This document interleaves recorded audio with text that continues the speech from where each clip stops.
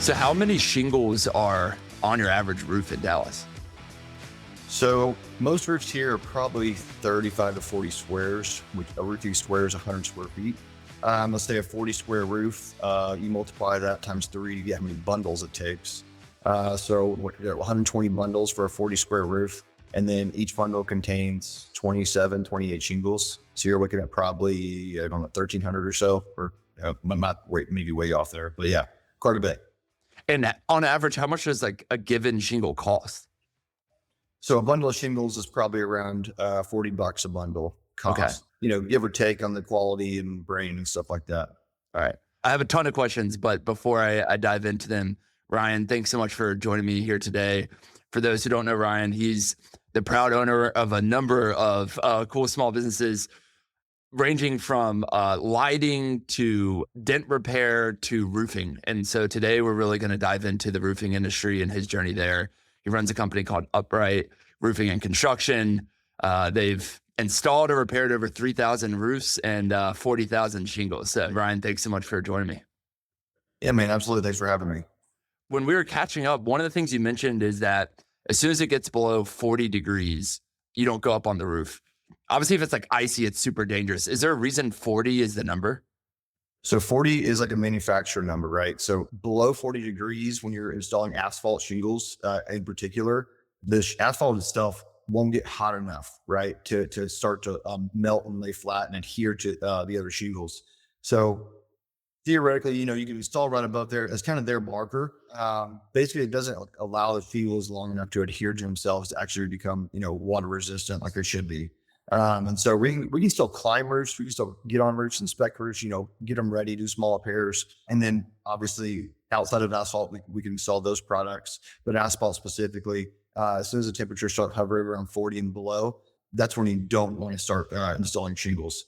Other markets like Colorado and stuff, you can do that. They actually will ship them the shingles from a heated warehouse straight to the job site.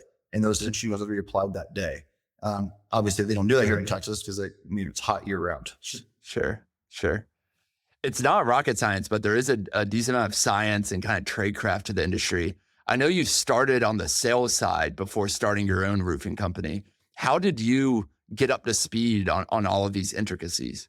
Really, I learned a lot from the sales side, right? I think every roofing salesperson or maybe now business owner, right, has probably had the same old song where, I started with a roofing company. They gave me a couple of business cards and a hat and t-shirt, said, go knock on doors, sell some roofs, right? So I was one of those guys where they were, here's your stuff. Here's a couple of videos, maybe go watch his videos and learn everything there is to know about roofing. Obviously, when you finish that up, it's, you really don't know much. And so a lot of it's, learning by fire, and, just sticking your nose and saying yes and learning on the way down. Over the years, when I was selling roofs, I wasn't just like the top sales rep my first 2 years. It took me a little while to gain some traction, but really just saying yes to as many opportunities as I could. And then once I said yes, got the project, I would just figure it out, right? Do my own research, dive in deep, talk to people in the industry who know, more than what I knew at the time, and maybe knew more than my leadership team did at the time to kind of figure out these answers. And that being said, obviously, don't know everything by any means, but as far as shingles goes, I feel like I've seen a lot of problems, had a lot of problems, and fixed a lot of problems. I love it. I was looking through y'all's website before we hopped on today. A, it's a great website. B, it seems like adding a roof when there's never been a roof, so like a new home in construction, there's repairing one, and then there's like a full replacement. What is your typical breakdown between those at Upright? So we primarily chase the re-roof market, right? So we are primarily going after storm restoration, roofing. That is like our bread and butter. And so repairs, we do a ton of repairs. The volume itself doesn't add up a lot. We don't hang our hat on repairs. We charge standard 30% margin on repairs, and we just kind of flow those. New construction, we've dabbled with quite a bit. New construction is one of these hard things that it's the price is at the very, very bottom. Your margins are sub 5% usually. And so, a couple of years ago, I got in with a home builder. We did 60 houses in, I think, 60 days or something crazy, 50 square houses, finished all that up, got everything done. Everything was sealed, signed, sealed, delivered. I kind of told him, hit the pause button. we checked financials, and we made like a net profit of $10,000 over 60 homes. No And way. I pulled the plug on it instantly. Once I crunched the numbers and had everything, sealed up, pulled the plug on that instantly. So we would like to chase on another venture, but maybe be more strategic with it and raise our prices. But also what we're diving into now is more of the commercial new construction, office buildings, small TPO jobs, just stuff within our bandwidth, working with developers. That has honestly been a very great avenue for us. We're growing in that space, but the re-roof is kind of where our bread and butter and what we chase. Okay. What does TPO stand for? So thermopolyolefin overlay. And so basically what it is, it's if you've ever flown over a building or been on a taller building, it has a flat roof and you see the white roofing. Yeah. So that it's mostly commercially applicated, but basically it's a white roof on top of a building, right? It can be self-adhered, it can be mechanically fastened. Basically it's a waterproofing system instead of shingles are more water shedding, right? So if you spray water upwards up shingles, there's a likelihood it's going to leak. You can spray water all day on a TPO roof. It is waterproof. It is going to get the water off the roof usually. Got it. And for those projects, how did they come across your radar if you're typically doing like residential re-roofing? Did y'all reach out or you met someone who had a need and liked your work? Yeah. So last year we did more TPO work than we've ever done. Most of our work came from referrals. In fact, 2 or 3, maybe that third project was 2. So 3 of our projects last year came from a residential door knock from one of my sales guys. He knocked on someone's door. This guy happened to be a general contractor, didn't need a roof on his personal home. He's like, hey, I do commercial work, blah, blah, blah. And landed my guy 3 commercial projects. They were all TPO, over $100,000 each job was. So Wow. it was some large projects just from getting out there and busting down some doors. I love it. Good for him. What does the training look like for those guys? Because imagine like that's how you're coming across to your end customer. It's that door knock and in person, and whoever's there is representing your brand.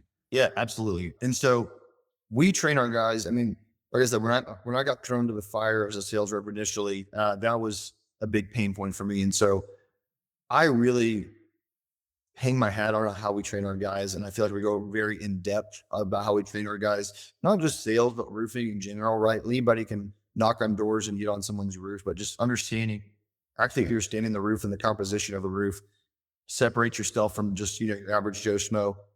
Our goal isn't to hire canisters that are, let's just say 16 years old, just trying to make a summer job, just trying to hang hangers. We want guys that are out there like communicating with homeowners and providing value on the spot. It's not like we're out here just trying to get sales. We're actually trying to fix roofs. That's really cool. On the storm side, we've worked with a number of owners who are kind of like this roving storm chasers. Obviously, y'all are very plugged into the community and you do storm repair, but you also are doing this new commercial work as well. What is the kind of like inside baseball view on storm chasers? So I think that anybody who does insurance-based re-roofing, off of an insurance scope and doesn't provide a retail bid is a storm chaser, right? Because I throw myself in that category too, because we do work off insurance scopes most of the times, and we are, trying to use the insurance company as a lever to get these roofs installed. So I think a lot of people fall in that category and maybe won't admit it, but I think it also comes with maybe too bad of a stigma, right? I think, people need storm chasers, right? If the storm hits rural America and there's one roofer and there's 1,000 roofs that need to be done, there's no way that guy's going to handle all that volume, right? So I think in some instances it does play well. I think where it gets a bad rap is, obviously, some people come here to Dallas Fort Worth quite a bit. Every spring we get hail. It's like clockwork. We get hail every spring here. We get people coming to town from all over the place: Nebraska, Arkansas, Oklahoma, New Mexico. They come here to get work, but really all they're doing is just landing these contracts, and then just after they land the contract, then they're like, "Oh, let me find a roofer now." I guess it's not like they're bringing crews down. Wow. They're just landing these contracts and finding a roofer on the spot and then getting the work done, right? And so they really don't know the quality of the roof that they're going to put on anyways. They're just here to get contracts. And so I think that is the bad side of storm chasing, is the guys like that who come into town and, go to the local Home Depot and just put together a crew of guys just on the spot, versus, maybe a storm chaser who's got connections here already, has already worked this market before. They just go from Nebraska for a part of the year, and they come down here for the spring. but they've already got, vetted crews and stuff. I think that's a good difference of storm chasers, because there are some guys who do it correctly. And a lot of the bigger companies have now actually started planting flags in different metros on purpose. So they can catch all these storms, right? There used to be an old saying, storm chasers versus storm catchers. We view ourselves as a storm catcher, if you like the term better. Sure. We just got to sit here, wait for the hail to hit. And in the meantime, we network with the community. Like you said, we do a lot of networking, business to business relationships with real estate agents, insurance agents, property management groups. We're getting them these people year round, so that when hail does happen, we have a plethora of referrals coming to us. Got it. If you were to give tips to a homeowner for how they can kind of tell the difference if someone comes knocking on their door, what questions should they ask? Really and truly, if I'm a homeowner, right, and so my one view of as a roofer is saying, hey, not everybody's bad. But if I'm a homeowner, honestly, I'm going to choose the company that's going to be local, more local, or referred to me by somebody other than, maybe a neighbor or something like that. Or find a more local company, because, forbid there's ever a scenario where, this guy can be the greatest guy ever, and the process went pretty smooth and he put a good roof on your house, but you do have a leak next year. Even if he did everything right, which shows up as be a leak, but now he's in Nebraska, it's going to be much harder for him to get down here and service a warranty call than a guy who's, let's say a mile from your house. And so I think, locality is a big one, and the Metroplex is huge. So, I mean, there's I think 5,000 roofing companies in DFW. So there's not many, there's not a storage here by any means, but I would have simple questions, right? Ask, are you insured?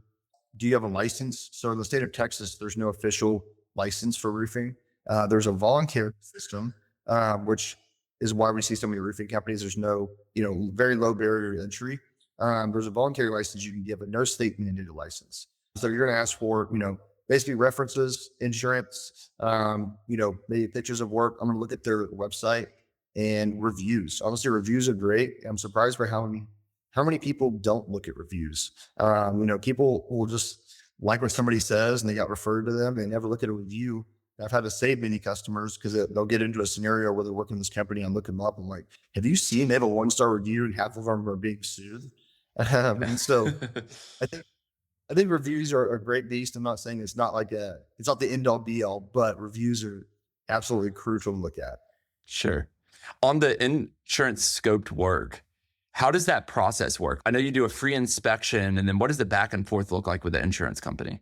I could probably talk for about 3 days on this, but so basically what it is, a lot of companies, we don't do this, but a lot of companies will do like what's called a contingency agreement. So they'll come out and basically once you determine the damage, as soon as you file a claim, they'll make you sign a contingency agreement that says, hey, whatever the insurance company pays, we're going to do it for that if we're getting approved. If not, then no harm, no foul. It's kind of a scare tactic in our industry. A lot of roofers like to use, but just to get the insurance scope. But we usually help the homeowner get it approved. Once they get the insurance scope, then we start working with them to put together a contract. Basically, what that looks like is, the insurance companies going to come out. They're going to put together an itemized list of everything that's approved: roof, underlayments, drip edge, gutters, fence staining is a big one. Window screens are huge. So all these items are going to be labeled on the scope, and then we have to do that scope, 100%, or to the best of our ability, to do all these different line items, and then after that, we can bill the insurance company correctly. So we get this long, huge scope. Let's say it's $30,000. Homeowner's deductible is $5,000. So the insurance company's going to come out and say, hey, we're going to pay you the depreciated value first. But for all intents and purposes, let's say it's $20,000 up front. Mr. Homeowner, you owe the contractor $5,000. Once you can prove to me you paid your $5,000 and your $20,000, then we'll release what's called your recoverable depreciation to you. And so once they get that, obviously, then they pay the contractor. But working through this insurance game, we'll call it, it's tricky. It's easy and tricky at the same time. The margins are much higher than retail because the insurance sets the price. And as long as you're not one of these guys who are deductible waivers, right? You're actually getting good value out of your claim. And they know that, right? They know they're overpaying for these roofs, because what's going to happen is you're getting the first check, and then you're going to submit everything. And then you may not get that final check for another 15 to 20 days. And so these roofing companies are then floating, 40% of the project for, up to, half a month to a month. And so insurance work is tricky. It's kind of like, I always tell people, the metaphor we use for homeowners is like, hey, If you file a claim, the insurance company, like I said, gives you 20,000. Don't go shopping for a new roof with that $20,000 check. Go get you a, $40,000 roof, not a $20,000 roof, because you already approved for it. Don't go shopping because you're going to try to save $2,000. That's what a lot of homeowners do. We try to coach them and educate them on that. I use the metaphor of, if you go and break your knee, are you going to go shopping for the cheapest doctor, or are you going to go to the best doctor because your insurance is covering it? Right. And so I encourage homeowners to go find the best contractor. You let the insurance do its work, but find your best contractor. Don't go shopping. Yep. That makes sense. And will y'all do all of the work, or are you subcontracting stuff like fence staining? Yeah, yeah. So we subcontract most of our trades, right? So we'll do the entire scope as the GC, but we have a fencing subcontractor who'll come in and stain the fence or rebuild the fence. We have a window subcontractor who'll come in and fix the window screens and the glazing, the broken windows. We have a gutter contractor that will come in and do a full turnkey replacement on the gutters. Even our roofing crews, there's not many roofing companies in DFW. In fact, I don't know many at all that have W-2 roofers. They're all still subcontracted, right? We have crews that are preferred, right? I can't say they're in-house, or I can't say that we're the only company that uses them, because there's new laws in effect there, but we have some crews that work for us most days. And they come loaded up with shirts, trailers. We have them set with plywood for protection on landscaping. It has our logos on it. So when they show up, it looks like they work for us full time. Okay. And on the sales side, are those folks also 1099, or are they W-2? So we made a big change last year whenever these laws went into effect. So historically we were a 1099 model. I guess it was last year, about March, they passed a new law saying, or basically came out with new rules for misclassification of employees. A lot of roofing companies who are 1099 and their employees most likely are misclassifying them if they are on 1099, because the law states, if they receive majority of their income or all of their income from you, and you tell them what to do on a day-to-day basis, then they should be classified as an employee. So when that came through the pipeline, we switched everybody over to W-2. And so all of our sales team is W-2 now. On the crew side, obviously you have some who are like long tenured crews, and they know your culture, they have your swag. It's very close. There are probably some other ones where you're trying to like find a crew for a job, and maybe it's in one of these trades that y'all don't specialize. Where do you start? Like, yeah, you're probably not showing up at Home Depot. Is it like word of mouth, or what does that look like? Yeah, honestly, we have a really good close knit group of roofers here in DFW, right? Roofing company owners, let's say. We share a lot of referrals and good contacts in there, which has been super, super helpful. We've had that for about 5 years now, since I've started. That has been honestly super helpful for us. On the roofing side, we have three main groups of roofers, I'd call it. We have our main crew, which is like our day-to-day crew, and then we've got two other crews, and they have 4 to 5 crews each. So they can handle, if we really needed them to, we could handle up to 15 roofs in a day. Obviously, they do work for other companies as well, so it may not be ideal, but we trust those guys, right? We trust their quality. We've vetted them one roof at a time, just trying to figure out if there would be a good fit. So on the roofing side, we haven't had that issue just because we've had good experiences with the guys that we had in our network already. Now, that being said, from a guttering standpoint, I've used the same guttering guy my entire career now, and he's just expanded with us, right? So he keeps adding crews himself, and we haven't had an issue there. Let's just say, from a far distance from the office, for whatever reason, I need a plumber for a claim. That might be something where I would find like a local guy right about 1099 just to get one project done. As long as he's, we'll vet him in some regard. We're not going to just call the cheapest guy. Usually if it's somebody we don't know at all and we're just finding them off Google, or if we're finding them, for the first time, I usually go for the more expensive guy, especially if I don't know or trust them. We will spend more money in the front end just to make sure they're vetted correctly. Finding the good cheap guys is very hard.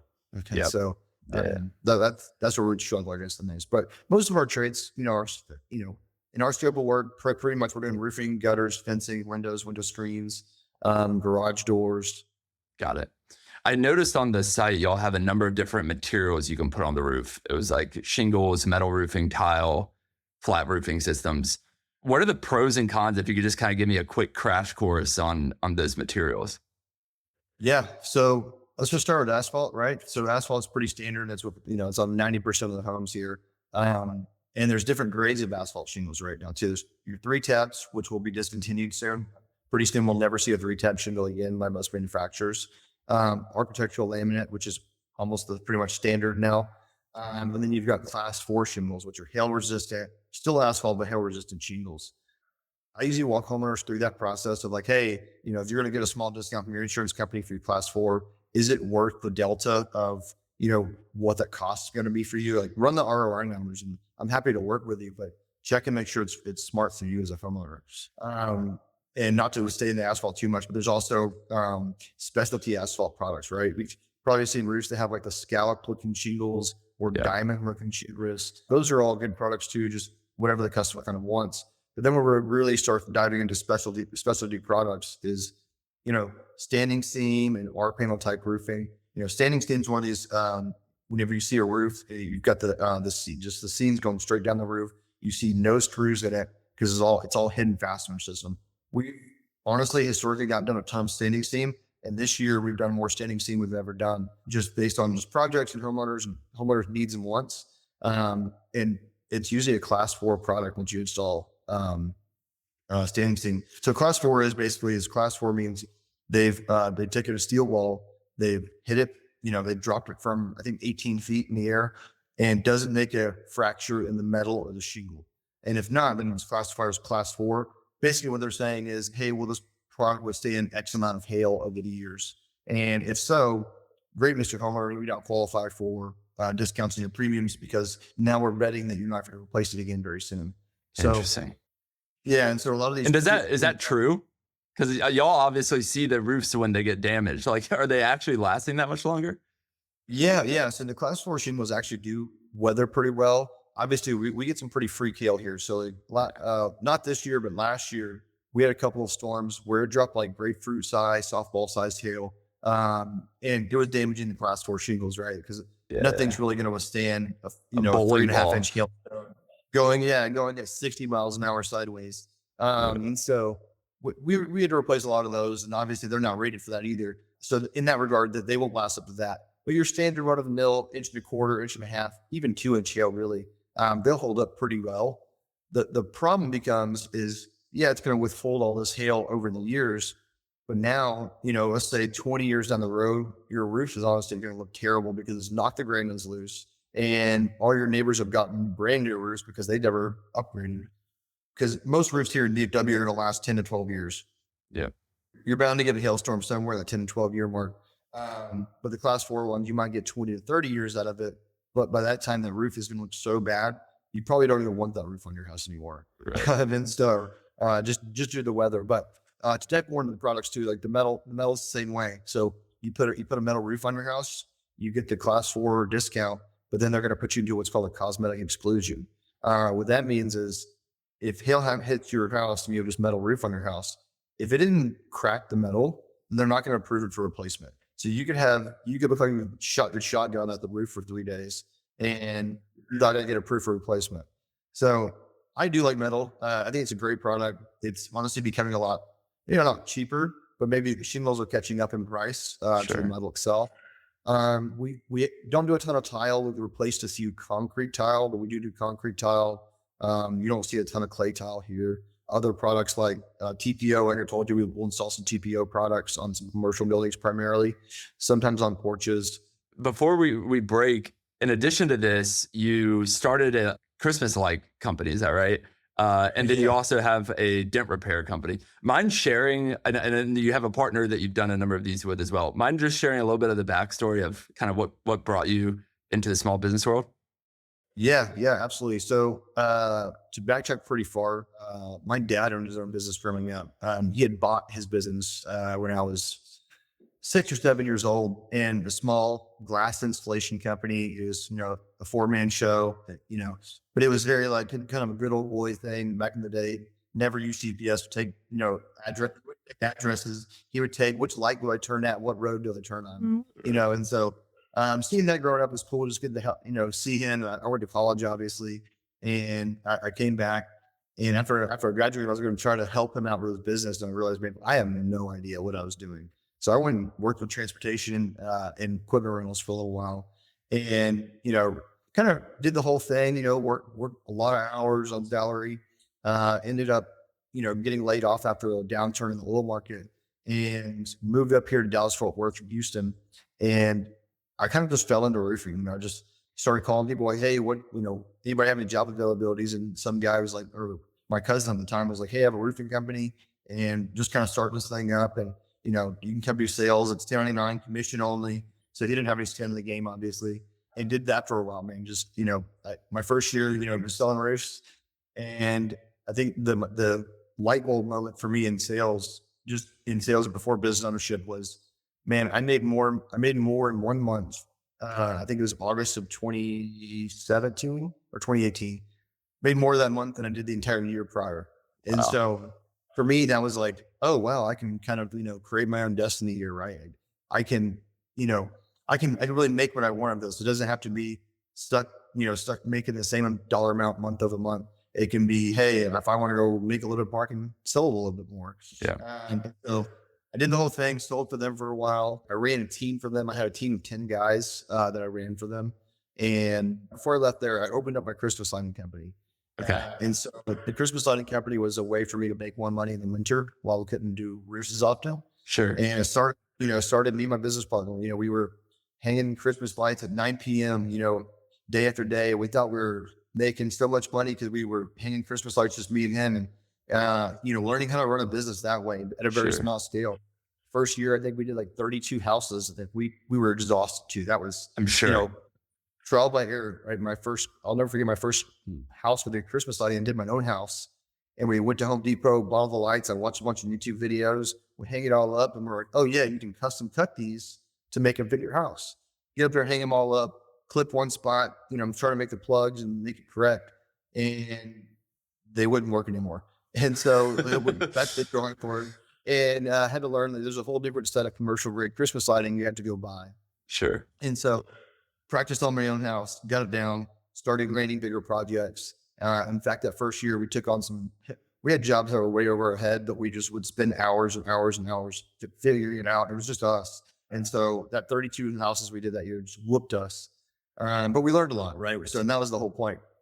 And then I can't remember how many years in we were once we started upright, but as we started running both these beasts, these animals, the Christmas lighting company really kind of blew up on us a little bit. Up to like now where Christmas lighting we're doing almost 250 houses every year. And we're basically having to run, we don't do much installation anymore. We're pretty much just kind of running the day-to-day operations, but it's a beast. We're running re-crews pretty much every day from the end of October through November to the first 2 weeks of December. And then, we do take a pause, and then January comes, and then we're sprinting for 3 weeks to get them all back down. And, I love the business model to begin with, but whenever you put it in the grand scheme of things, back then we were just kind of selling roofs. But if you run the math, the roofing company, if I sold 7 to 8 residential roofs, I would get the same return as 4 months of backbreaking work in doing Christmas light. Sure.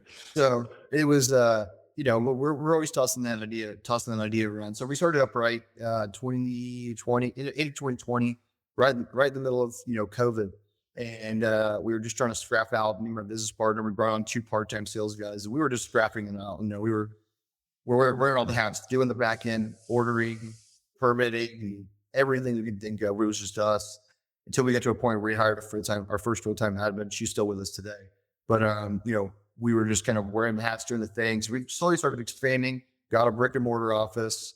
In fact, we just moved into our second brick and mortar office, and we've grown year over year. We've hit some pretty good highs.